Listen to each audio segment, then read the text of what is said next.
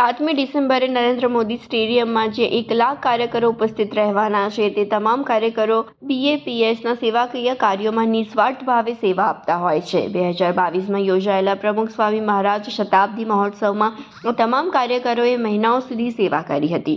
આ સિવાય ગાંધીનગર, દિલ્હી અને અબુધાબીના અક્ષરધામ મંદિર સહિત BAPSના તમામ સેવા કાર્ય કામોમાં સેવા આપતા હોય છે, જેથી મહંત સ્વામીએ નક્કી કર્યું કે મારે આ સુવર્ણ જેવા કાર્યકરોને ફૂલેલા ચોખાના દાણા વડે વધાવવા છે, જેથી 1 લાખ કાર્યકરોના સન્માનમાં આ કાર્યકર સુવર્ણ મહોત્સવનું આયોજન કરાયું છે। બ્રહ્મવિહારી સ્વામીએ સૌપ્રથમ સ્ટેજ અંગે માહિતી આપતા કહ્યું કે અહીં એક સ્ટેજ તૈયાર કરવામાં આવ્યો છે, જ્યાં મહંત સ્વામી અને અન્ય સંતો બેઠા હશે। આ સ્ટેજ થીમ કલ્પવૃક્ષની છે।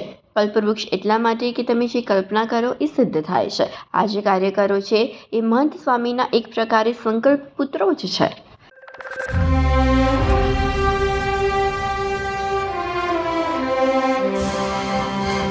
जय हो, जय हो, जय हो, जय हो।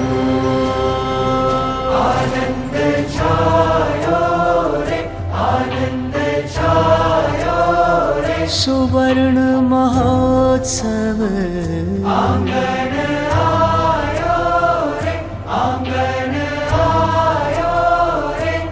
जय हो, जय हो, जय हो,